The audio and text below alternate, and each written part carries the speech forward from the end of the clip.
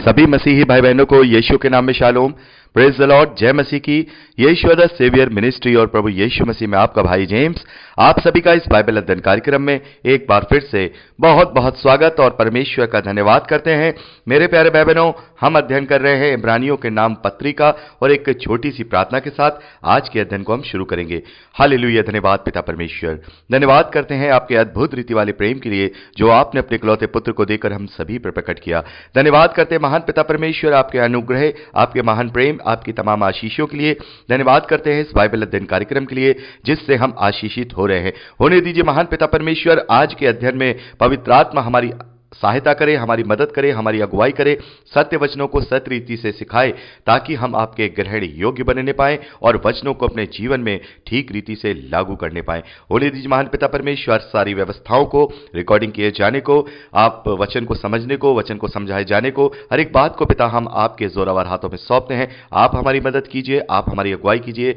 सारा आदर देते हैं, सारी महिमा देते हैं और इस प्रार्थना को यीशु के सामर्थ्य और मीठे नाम में मांगते हैं, आमीन। मेरे प्यारे भाई बहनों, अब तक हमने इब्रानियों की पत्री में उसका 11वां अध्याय कंप्लीट किया था।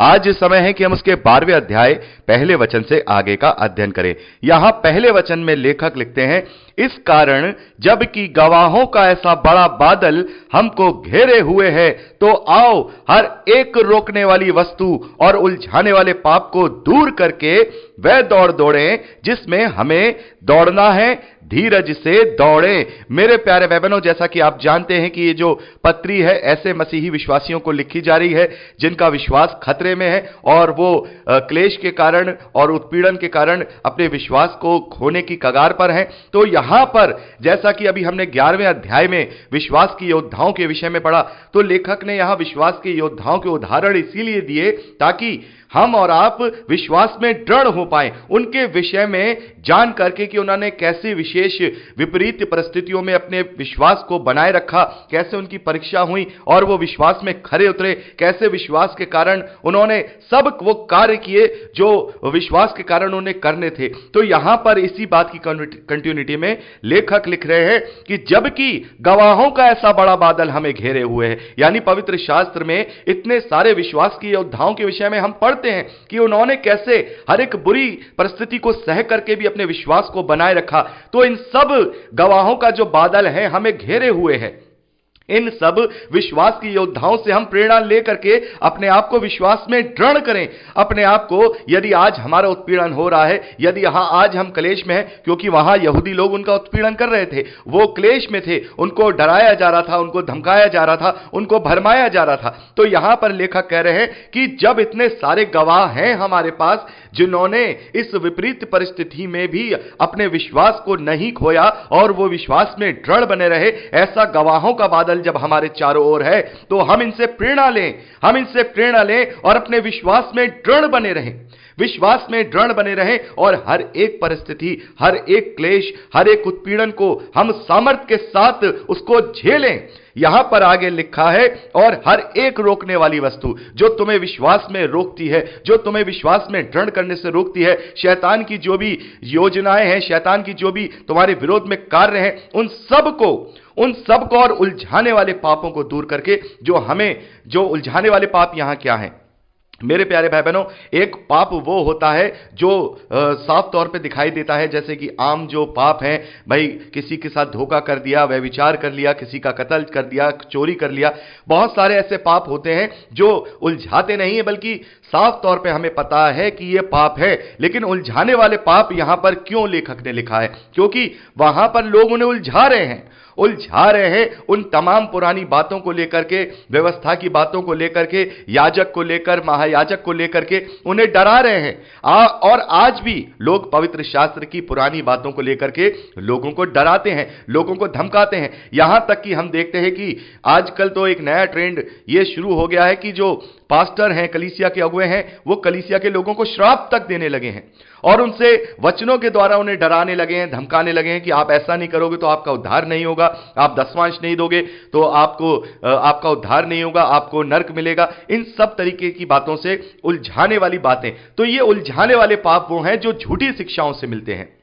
गलत परंपराओं को फॉलो करने से, गलत परंपराओं में उलझने से ये पाप होते हैं। तो यहां पर लेखक इसी बात को लिख रहे हैं कि अब हम इन उलझाने वाले पापों से दूर हो जाएं।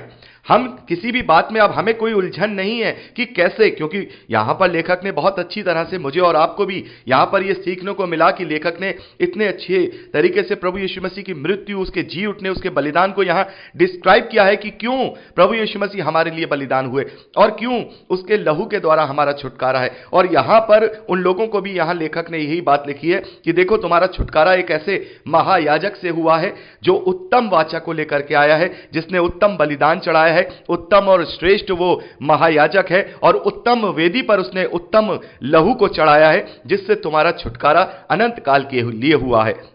तो किसी भी उलझाने वाले पाप को दूर कर दो। उलझाने वाले पाप हम कैसे उलझ सकते हैं? झूठी शिक्षाओं से हम तभी उलझ सकते हैं तब हमें वचन का ज्ञान नहीं हो। और पौलुस इसीलिए इस बात को कहते हैं कि परमेश्वर, अपने आप को परमेश्वर का ग्रहण योग्य बनाने का प्रयत्न कर, ताकि तू लज्जित ना होने पाए और सत्य वचनों को ठीक रीति से काम में लाता हो। तो मेरे प्यारे भाई बहनों, जब हम वचन को पढ़ते हैं, वचन को समझते हैं, वचन के कॉन्टेक्स्ट को जानते हैं, तब हमें कोई भी उलझाने वाले पाप में नहीं फंसा सकता।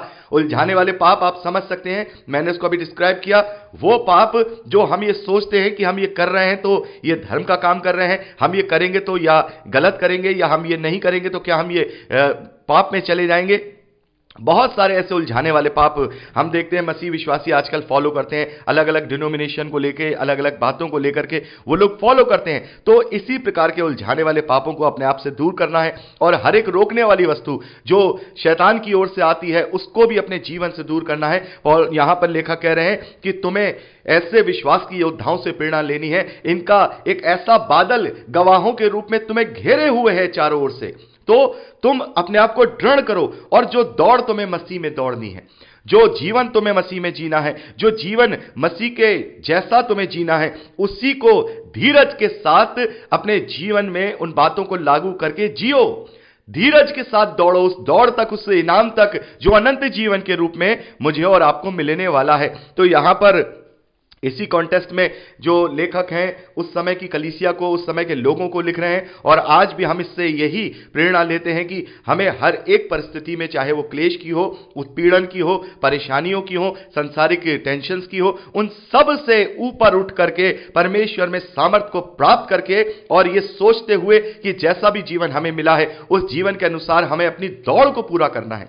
बहुत सारे हर्डल आएंगे, बहुत सारे हर्डल आएंगे हमारी लाइफ में। एक दौड़ होती है ना, आपने रेस देखी होगी, हर्डल, जिसे हर्डल रेस बोलते हैं, उसमें बहुत सारे हर्डल होते हैं। लेकिन जो दौड़ने वाले लोग होते हैं वो उन्हें बड़े आराम से हर्डल को पार करते हुए दौड़ते चले जाते हैं अपनी गोल की तरफ, अपनी एम की तरफ। तो हमें भी इस धरती के क्लेशों को, उत्पीड़नों को, इस धरती की समस्याओं को जो हर्डल के रूप में हमारे बीच में आ रहे हैं, उन्हें हमें क्रॉस करना है, उन्हें पार करना है, और धीरज के साथ, पूरे संयम के साथ हमें मसीह जीवन में दौड़ना है, ताकि हम उस एम, उस गोल जो अनंत जीवन है उसको प्राप्त कर सके। दूसरे वचन में लेखक लिखते हैं, और विश्वास के कर्ता और सिद्ध करने वाले यीशु की ओर ताकते रहे, जिसने उस आनंद के लिए जो उसके आगे धरा था, लज्जा की कुछ चिंता न करके क्रूस का दुख सहा और परमेश्वर के सिंहासन के दाहिनी ओर जा बैठा।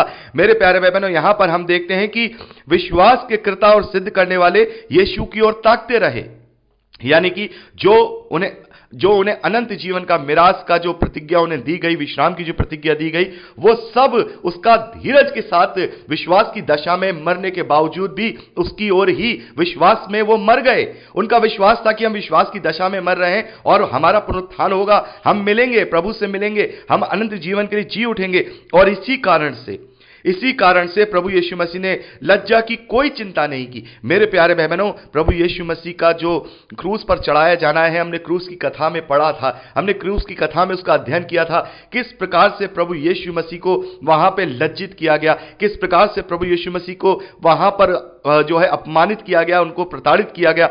तो यहां पर हम देखते हैं कि प्रभु यीशु मसीह ने उस लज्जा की कोई चिंता ना करके क्रूस के दुख को सह लिया।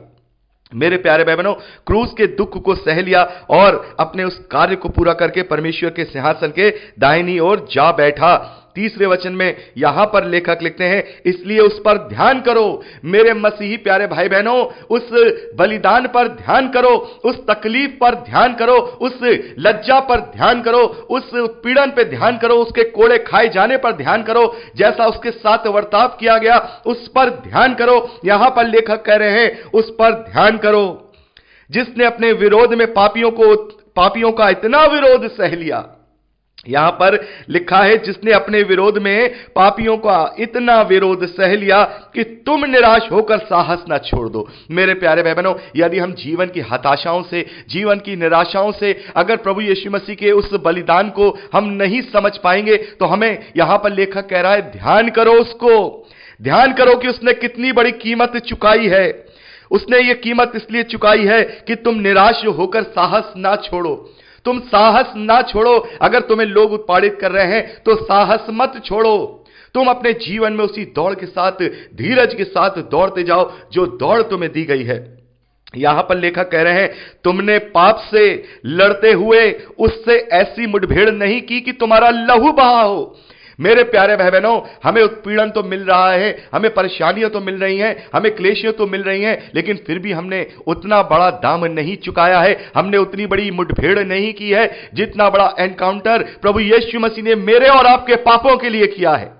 जितना बड़ा उसने बलिदान चुकाया है, जितनी तकलीफ को उसने सहा है, जितनी जिल्लत को उसने सहा है, अभी तक मैंने और आपने नहीं सहा है। मेरे प्यारे भाई बहनों, जैसा कि मैंने आपको क्रूस की कथा के समय में बताया भी था कि प्रभु यीशु मसीह को जब क्रूस पर चढ़ाया गया था तो उसके बदन पे एक भी कपड़ा नहीं था। हम जो फोटोज देखते हैं, प्रभु यीशु मसीह की क्रूस पर चढ़े हुए फोटो देखते हैं, उस पर देखते हैं कपड़ा सा एक डला होता है। लेकिन मेरे प्यारे भाई बहनों, प्रभु यीशु मसीह जब क्रूस पर था तो उसके बदन पे एक भी कपड़ा नहीं था। कितनी लज्जा की और कितनी शर्म की वो बात होगी उस वक्त। वो जगत का सृष्टिकर्ता उस वक्त वो मेरे और आपके पापों के लिए उस ऊंचे पर चढ़ा हुआ है और वो जिल्लत के उस मृत्यु की ओर बढ़ रहा है जो मेरे और आपके पापों के लिए उसने बहाया है। तो ये याद करें मैं और आप, जरा ध्यान करें। यहां लेखक कह रहे हैं जरा ध्यान करो, उसने अपने विरोध में पापियों का कितना विरोध सह लिया कि हम निराश ना हो, हम इन उत्पीड़नों से, इन क्लेशों से, इन निराशाओं से निराश ना हो, बल्कि साहस को पकड़े रहे। मेरे प्यारे भाई बहनों, जरा ध्यान करिए। और यह जरूरी है, जब कभी हम प्रभु भोज लेते हैं, जब कभी हम संगति करते हैं, जब कभी प्रभु यीशु मसीह का धन्यवाद करते हैं, तो अपने हृदय में जरा उस दुख को महसूस करें। हम हर साल गुड फ्राइडे मनाते हैं, हर साल ईस्टर मनाते हैं, हर साल हम ये सारे त्योहार, हर चीज करते हैं, लेकिन क्या कभी एक साल में हमने उस दर्द को सहा है? ये जो फेस्टिवल हैं, ये जो परंपराएं हैं जो बनाई जाती हैं, वो इसलिए नहीं बनाई जाती कि ये केवल एक परंपरा है, इसको मना लिया, गुड फ्राइडे है, आज सफेद कपड़े पहने हैं, सफेद कपड़े पहन करके हमने जाकर के अफसोस जता दिया। अफसोस नहीं है मेरे प्यारे भाई बहनों, शोक नहीं है मेरे प्यारे भाई बहनों, यह खुशी की बात है। यह खुशी की बात है कि हमारे लिए उद्धार करता आया और उसने अपने लहू के द्वारा हमारा दाम चुकाया अनंत जीवन के लिए। यह महसूस करने वाली बात है, यह महसूस करने वाली बात है, अपने हृदय में उस तकलीफ को महसूस करने वाली बात है, उस लज्जा को महसूस करने वाली बात है जो उसने इतना विरोध सहा और क्रूस की मृत्यु को सहा। उसके शरीर में एक एक बूंद का कतरा भी बाकी नहीं रहा था मेरे प्यारे भाई बहनों, एक एक कतरा बूंद का उसने मेरे और आपके लिए बहा दिया। मेरे प्यारे भाई बहनों, जरा ध्यान करो। और पौलुस इसी बात को कह रहे हैं, पौलुस कह रहे हैं आज के दुख, आज की तकलीफें, आज के क्लेश उस महिमा के आगे कुछ भी नहीं है जो हम पर प्रकट होने वाली है प्रभु यीशु मसीह के रूप में, अनंत जीवन के रूप में। तो मेरे प्यारे भाई बहनों, यहां पर लेखक कह रहे हैं कि ध्यान करो कि उसने अपने विरोधियों के पापों को सह लिया ताकि हम साहस का न छोड़ दें। उसने हमारे लिए लहू को बहाया। अभी तक हमने इतना क्लेश नहीं सहा है कि हमने ऐसी मुठभेड़ नहीं की है कि हमारा लहू बहाया गया हो। यहां 5वें वचन में लेखक कहते हैं, और तुम उस उपदेश को जो तुमको पुत्रों के समान दिया जाता है भूल गए हो। उन उपदेशों को जो पुत्रों के समान दिया जाता है। मेरे प्यारे भाई बहनों, व्यवस्था के समय में जो मनुष्य था वो परमेश्वर का जो रिश्ता था वो दास का और स्वामी का था, लेकिन प्रभु यीशु मसीह ने हमें अनुग्रह के द्वारा पुत्र होने का अधिकार दिया है। वो उपदेश पुत्र होने के अधिकार से दिया है। हमें ले पालकपन का आत्मा दिया गया है कि अब हम उसे हे अब्बा और हे पिता पुकारते हैं। इतना बड़ा उपमा उसने हमें दी है कि हम उसकी धार्मिकता बन गए हैं। हम प्रभु यीशु मसीह में होकर परमेश्वर की धार्मिकता बन गए हैं, और ये हमने अपने कामों से नहीं कमाया है, इससे हमने अर्न नहीं किया है, इसके लिए हमने कोई तीर्थ यात्रा नहीं की है, इसके लिए हमने कोई फास्टिंग नहीं की है, इसके लिए हमने कोई शारीरिक अनुष्ठान नहीं किए हैं, इसके लिए हमने कोई बलिदान नहीं चढ़ाया है। हमने इसके लिए केवल विश्वास किया है। विश्वास किया है। जो भी कुछ किया है वो प्रभु यीशु मसीह ने किया है, उसी ने सब कुछ कर दिया। अब तो हमें केवल विश्वास करना है। तो फिर क्यों हम उसकी क्रूस की मृत्यु को व्यर्थ जाने दें? हम क्यों उसके दाम को ना समझें? उसने जो दाम चुकाया है उसे हम महसूस करें। पुत्र होने का उसने हमें अधिकार दिया है। हम याद करें उन उपदेशों को जो हमें पुत्रों के समान दिया जाता है। शायद हम दुनिया की परेशानियों में, क्लेशों में हो सकता है कभी कभार उस धाम को भूल जाएं।